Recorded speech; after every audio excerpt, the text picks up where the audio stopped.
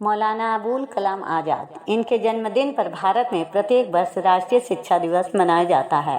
इनका दूसरा नाम मुहिउद्दीन अहमद था, जो अपने जीवन काल में आगे चलकर मौलाना अबुल कलाम आज़ाद के नाम से जाने गए।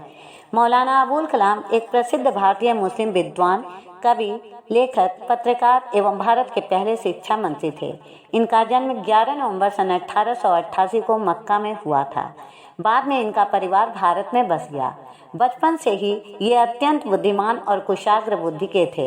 इन्होंने अरबी, फारसी व उर्दू भाषाओं जैसे इस्लामी शिक्षाओं के साथ साथ विज्ञान और दर्शन जैसे आधुनिक विषयों का भी अध्ययन किया, जो बाद में इनके व्यापक दृष्टिकोण का आधार बना।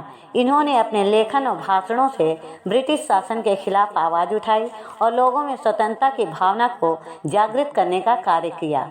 इन्होंने अल हिलाल और अल बलाग जैसे समाचार पत्रों का संपादन किया, जिनके माध्यम से इन्होंने ब्रिटिश शासन की नीतियों की आलोचना की और भारतीय जनता को स्वतंत्रता संग्राम से जोड़ने का कार्य किया।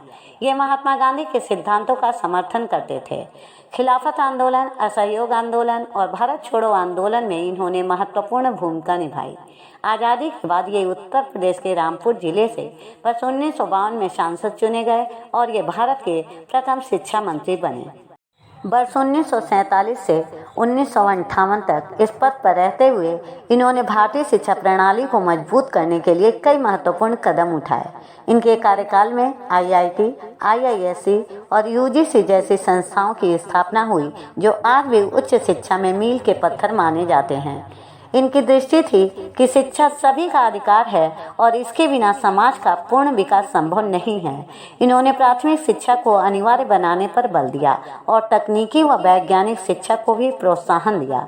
मौलाना आज़ाद के शिक्षा क्षेत्र में योगदान को सम्मानित करने के लिए 11 नवंबर को नेशनल एजुकेशन डे के रूप में मनाया जाता है। इस दिन को मनाने का उद्देश्य इनकी शिक्षा के प्रति प्रतिबद्धता और देश की प्रगति में शिक्षा के महत्व को समझना है।